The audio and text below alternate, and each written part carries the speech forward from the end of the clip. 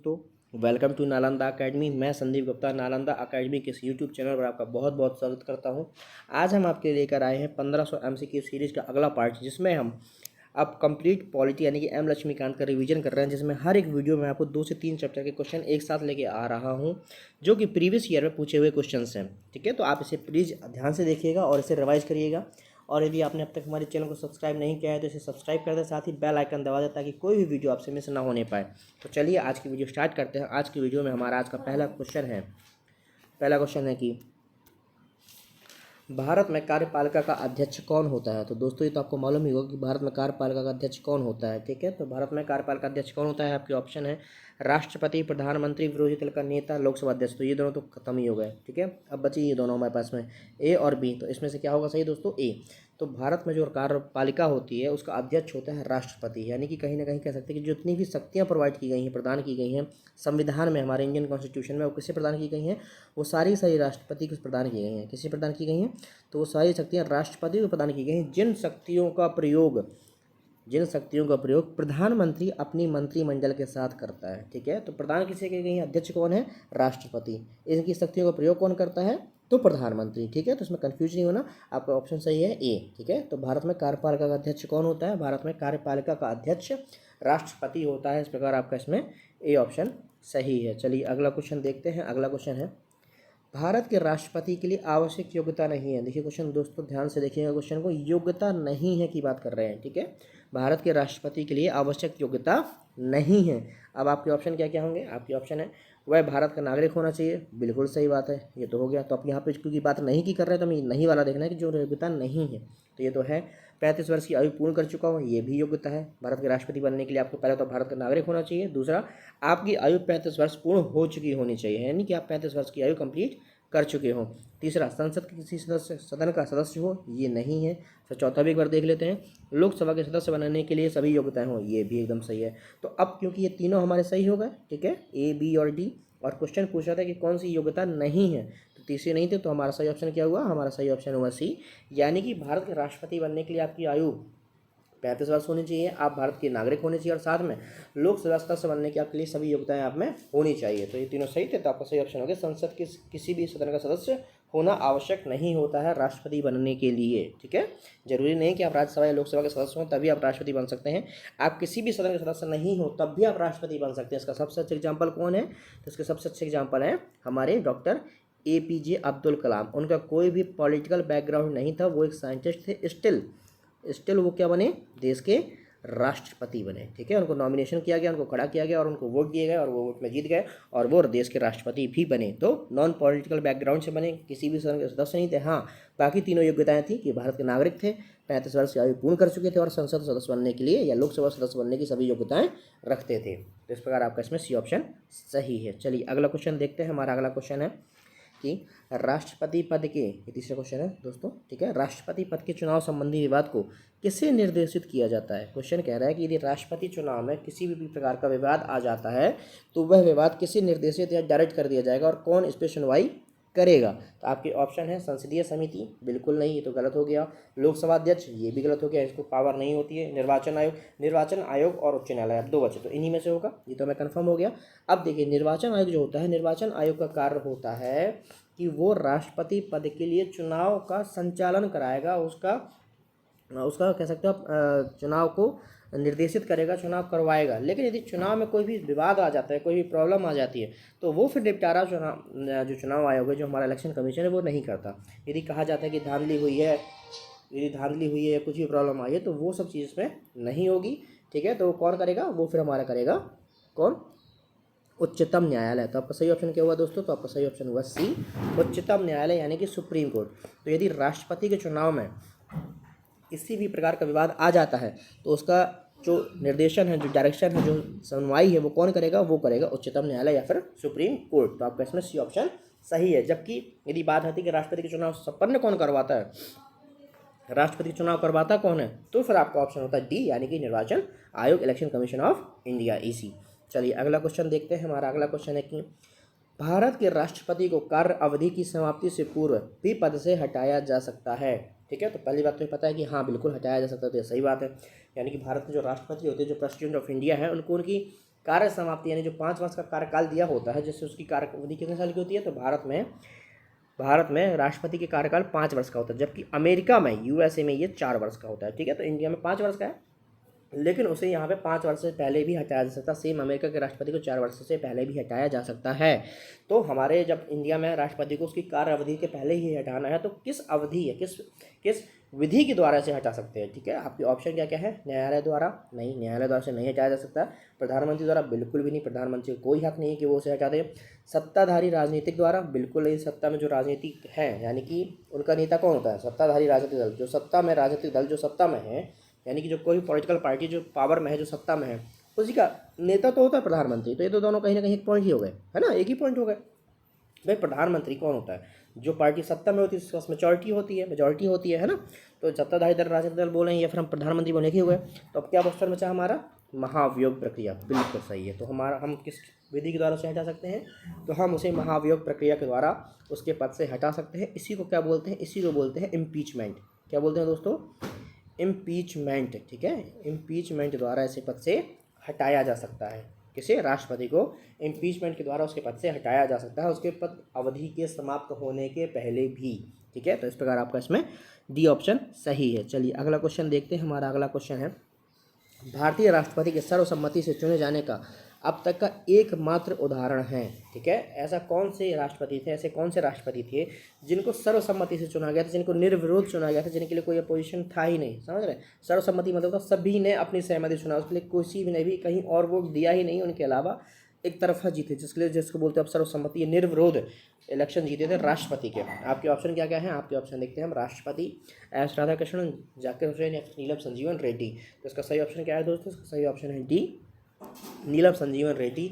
ऐसे अकेले राष्ट्रपति थे और एकमात्र राष्ट्रपति थे जो अब तक राष्ट्रपति चुनाव को निर्विरोध या सर्वसम्मति से जीते थे। इसके अलावा जितने भी राष्ट्रपति जीते उनके साथ कहीं ना कहीं कोई ना कोई विरोधी पार्टी रही है, कोई ना कोई इनका अपोजिशन वाला रहा है और सर्वसम्मति से चुनाव नहीं जीते। लेकिन नीलम संजीवन रेड्डी जो है सर्वसम्मति से चुनाव जीते और एक तरफा निर्विरोध चुनाव जीते थे। तो आपका डी ऑप्शन इसमें सही है। चलिए अगला क्वेश्चन देखते हैं। हमारा अगला क्वेश्चन है, निम्नलिखित में से किसकी नियुक्ति भारत के राष्ट्रपति द्वारा नहीं होती है। ठीक है दोस्तों, या फिर से मैंने क्या पूछा है, नहीं होती है। ठीक है, फिर से नहीं होती है। तो आपके ऑप्शन क्या क्या हैं, आपके ऑप्शन है नियंत्रक एवं महालेखा परीक्षक, इसकी नियुक्ति राष्ट्रपति करते हैं। इसको क्या बोलते हैं, नियंत्रक एवं महालेखा परीक्षक को CAG, CAG CAG, controller and auditor general, यानी नियंत्रक एवं महालेखा परीक्षक। लोकसभा अध्यक्ष, इसकी नियुक्ति भी राष्ट्रपति करते हैं, तो ये भी गलत हो गया, ये भी गलत हो गया। महान्यायवादी, ठीक है, और भारत का मुख्य न्यायाधीश, तो महान्यायवादी की नियुक्ति भी राष्ट्रपति करते हैं। सॉरी, एक मिनट, देखिए ये हो गया कैग। ठीक है, कैग, तो इसकी नियुक्ति कौन करता है, इसकी नियुक्ति करते हैं राष्ट्रपति, तो ये तो गलत हो गया। अब आते हैं महान्यायवादी यानी कि अटॉर्नी जनरल ऑफ इंडिया, ठीक है, अटॉर्नी जनरल ऑफ इंडिया, तो ये भी हो गया, इनकी भी नियुक्ति कौन करते हैं, राष्ट्रपति, तो ये भी गलत हो गया। भारत के मुख्य न्यायाधीश, ठीक है, ये इनकी भी नियुक्ति भी राष्ट्रपति ही करते हैं, क्योंकि देखिए जो कॉलेजियम व्यवस्था होती है, कॉलेजियम व्यवस्था सिर्फ ये बताती है कि किसकी नियुक्ति कहाँ पे करनी है, यानी कि हाई कोर्ट में ट्रांसफ़र करना है या हाई कोर्ट से सुप्रीम कोर्ट में लाना है, क्या करना है, सुप्रीम कोर्ट में किसी मुख्य न्यायाधीश बनाना, ये सब डिसाइड करता है कॉलेजियम, लेकिन उनकी नियुक्ति फिर राष्ट्रपति करते हैं। तो ये भी सही हो गया। अब बचा क्या, आपका बी ऑप्शन, यानी कि लोकसभा अध्यक्ष। तो जो लोकसभा अध्यक्ष होता है उसकी नियुक्ति राष्ट्रपति द्वारा नहीं की जाती है, उसकी नियुक्ति जो लोकसभा के सदस्य होते हैं, सारे मेंबर ऑफ जो MP होते हैं, मेंबर ऑफ पार्लियामेंट, उनके द्वारा अपने वोट देके लोकसभा अध्यक्ष को चुना जाता है अपने द्वारा। ठीक है, तो उसकी नियुक्ति राष्ट्रपति द्वारा नहीं की जाती है। तो इस प्रकार आपका इसमें क्या सही है, इसमें आपका बी ऑप्शन सही है। चलिए अगला क्वेश्चन देखते हैं। अगला क्वेश्चन है कि भारत के राष्ट्रपति के पास वीटो की शक्ति होती है। बिल्कुल, अब कौन कौन सी वीटो की शक्ति होती है, क्वेश्चन है कि भारत के राष्ट्रपति के पास कौन सी वीटो की शक्ति होती है, कौन कौन सी वीटो की शक्ति भारत के राष्ट्रपति को प्रदान की गई है। आपके ऑप्शन है, पूर्ण निषेध वीटो, बिल्कुल होती है, निलंबित निषेध वीटो, ये भी होती है, पॉकेट वीटो, ये भी होती है। तो आपका सही ऑप्शन क्या हो गया दोस्तों, आपका सही ऑप्शन हो गया डी, यानी कि उपरोक्त सभी, यानी कि भारत के राष्ट्रपति के पास सभी प्रकार के वीटो की शक्ति होती है, वो सारे प्रकार की वीटो की शक्ति यूज करता है और उपयोग कर सकता है। तो आपका इसमें डी ऑप्शन सही है। चलिए अगला क्वेश्चन देखते हैं। अध्यादेश जारी करने का अधिकार राष्ट्रपति का कौन सा अधिकार है। आपको ये तो मालूम ही होगा, राष्ट्रपति क्या कर सकता है, अध्यादेश जारी कर सकता है। ठीक है, राष्ट्रपति क्या कर सकता है, तो राष्ट्रपति अध्यादेश जारी कर सकता है। आपको कमेंट बॉक्स में मुझे ये बताना है कि राष्ट्रपति किस आर्टिकल के तहत अध्यादेश जारी करता है। ठीक है, राष्ट्रपति किस आर्टिकल के तहत या किस अनुच्छेद के तहत अध्यादेश जारी कर सकता है। ये भी पता होगा कि अध्यादेश जारी करने के बाद वो कितने दिनों तक रहता है, तो अध्यादेश जारी करने के बाद वो 6 महीने तक रह सकता है, ठीक है। यानी अध्यादेश पर ऐसे कानूनी होता है, एक ऑर्डिनेंस होता है, वो जारी करने के बाद 6 महीने तक उसकी वैलिडिटी होती है। 6 महीने तक राष्ट्र जो अध्यादेश होता है वो जारी बना रहता है एज कानून देश में। लेकिन ये भी रूल होता है कि जैसे ही संसद बैठेगी तो 6 हफ्ते के भीतर यानी 1.5 महीने के अंदर अंदर उसे पारित किया जाना चाहिए दोनों सदनों द्वारा, वरना वो खत्म हो जाता है, ठीक है। 6 हफ्ते के भीतर उसे पारित करना होता है, वरना वो खत्म हो जाता है। तो अब क्वेश्चन पूछ रहा है कि वो किस प्रकार का अधिकार है, राष्ट्रपति उस किस प्रकार के अधिकार के तहत इसका उपयोग करता है और इसे पास करता है। तो आपका ऑप्शन है विधायी, प्रशासनिक, न्यायिक या फिर व्यक्तिक। तो देखिए ये एक विधायी अधिकार है, ठीक है, राष्ट्रपति का एक विधायी अधिकार है। ये एडमिनिस्ट्रेटिव अधिकार नहीं है, ठीक है, ये जुडिशियल अधिकार भी नहीं है, यही ना ही पर्सनल अधिकार है उसका। ये कैसा अधिकार है, ये विधायी अधिकार है, ये लीगल राइट है उसका कि वो इस प्रकार का कार्य कर सकता है। क्योंकि आपको पता ही होगा कि संसद 3 चीज़ों से मिलकर बनी होती है, राज्यसभा, लोकसभा और राष्ट्रपति। जब संसद सदन सत्र में नहीं चल रहा है, जब संसद सदन का सत्र नहीं चल रहा होता है, इसका मतलब है कि सत्र नहीं चल रहा है, तो उसमें क्या है कि लोकसभा राज्यसभा में काम तो हो नहीं रहा, लेकिन हमें किसी कानून की तुरंत आवश्यकता है। तो उस समय क्योंकि राष्ट्रपति भी उसका एक अभिन्न भाग होता है संसद का, तो उसके पास ये अधिकार होता है कि वो उसे बना सकता है और पूरे देश में लागू कर सकता है। यदि हमें किसी कानून की तत्काल आवश्यकता है तो उस समय क्या होता है, राष्ट्रपति अध्यादेश जारी कर देता है। तो इसकी एक विधायी शक्ति है, ये एक विधायी प्रकार का अधिकार है उसके पास में। चलिए अगला क्वेश्चन देखते हैं। भारत के उपराष्ट्रपति पद की स्थिति की तुलना किस देश के उपराष्ट्रपति से की जा सकती है, ठीक है। भारत के उपराष्ट्रपति पद की स्थिति की जो तुलना है वो किस देश के उपराष्ट्रपति से की जा सकती है, तो आपको सबको पता ही होगा। फ्रांस गलत, दक्षिण अफ्रीका गलत, फ्रांस गलत, और सही ऑप्शन क्या है, अमेरिका, ठीक है। तो हमने जो अपने उपराष्ट्रपति का पद लिया है वो कहाँ से लिया है, हमने अपने देश के उपराष्ट्रपति का पद अमेरिका से लिया है, ठीक है। क्योंकि अमेरिका में भी क्या होता है, उपराष्ट्रपति होता है। और उसका कार्य क्या होता है कि जब राष्ट्रपति पद पे नहीं है, जब राष्ट्रपति अपने कार्य में नहीं है, छुट्टी में है, अवकाश में है, या किसी भी कारण से वो कार्य करने में सक्षम नहीं है, उसका पद खाली है, तो उस समय क्या होता है, जो उपराष्ट्रपति होता है उसके पद को संभालता है। इसी कारण से हमने भी अपने यहाँ पे एक उपराष्ट्रपति का पद रखा है, ताकि जो देश के सर्वोच्च या सर्वशक्तिशाली इंसान का जो पद है, जो एक पद है, जो देश के राजा का पद है, वो कभी खाली नहीं होना चाहिए, वरना देश दिशाहीन कहलाता है, देश दिशाहीन हो जाता है। तो इसलिए वो पद कभी खाली ना रहे, इसलिए हमने भी एक उपराष्ट्रपति का पद बनाया हुआ है, ताकि कभी राष्ट्रपति यदि पद पे नहीं है तो उपराष्ट्रपति के पद पे जाके कार्य कर सके। इसके अलावा जो उपराष्ट्रपति होता है वो क्या होता है, वो राज्यसभा के पदेन सदस्य भी, राज्यसभा के पदेन सभापति भी होते हैं, ठीक है। चलिए अगला क्वेश्चन देखते हैं। हमारा अगला क्वेश्चन क्या है, उपराष्ट्रपति आपके क्वेश्चन है, उपराष्ट्रपति आपके ऑप्शन क्या क्या है, लोकसभा का सदस्य होता है, बिल्कुल नहीं होता है। राज्यसभा का सदस्य होता है, बिल्कुल नहीं होता है। किसी भी सदन का सदस्य होता है, बिल्कुल नहीं होता है। संसद सदस्य नहीं होता है, बिल्कुल सही। जो उपराष्ट्रपति होता है वो संसद का सदस्य नहीं होता है, किसी भी सदन का सदस्य नहीं होता संसद के, ना ही तो राज्यसभा के, ना ही लोकसभा के। हाँ, जो भी उपराष्ट्रपति होगा, जो भी वाइस प्रेसिडेंट होगा, वो क्या होगा, वो राज्यसभा का पदेन सभापति हो जाएगा। क्या हो जाएगा, राज्यसभा का पदेन सभापति हो जाएगा। लेकिन इसका मतलब ये नहीं है कि वो दोनों सैलरी पाएगा, यानी कि वो उपराष्ट्रपति पद की भी सैलरी पाएगा और वो राज्यसभा के पदेन सभापति पद की भी सैलरी पाएगा। नहीं, उसे सैलरी जो मिलती है वो उपराष्ट्रपति पद की होने की ही मिलती है, और साथ में उसे जो घर और जो विशेष अधिकार प्राप्त होते हैं वो सारे के सारे एज अ उपराष्ट्रपति या वाइस प्रेसिडेंट वाले प्राप्त होते हैं। लेकिन उसके साथ ये अलग से एक कार्य करता है कि जब भी सदन का सत्र चल रहा होता है तब जो होता है वो एक पदेन सभापति के रूप में राज्यसभा में कार्य करता है, ठीक है। चलिए अगला क्वेश्चन लेते हैं। और जो उपसभापति होता है उसे राज्यसभा द्वारा अपने मेंबर से ही चुना जाता है, ठीक है। जो उपसभापति होगा राज्यसभा का, उसे जो राज्यसभा सदस्य हैं वो अपने में से ही चुनेंगे, लेकिन पदेन सभापति हैं वो उपराष्ट्रपति हो जाते हैं। चलिए अगला क्वेश्चन देखते हैं। हमारा अगला क्वेश्चन है, निम्नलिखित में से किसने भारत के उपराष्ट्रपति के पद संभाले है, या किसने उपराष्ट्रपति के पद संभाला है। आपके ऑप्शन है मोहम्मद हिदायतुल्लाह, बिल्कुल संभाला है। शंकर दयाल शर्मा, बिल्कुल संभाला है। नील संजीवन रेड्डी, ये नहीं, ये तो राष्ट्रपति थे। फखरुद्दीन अली अहमद, ये भी नहीं।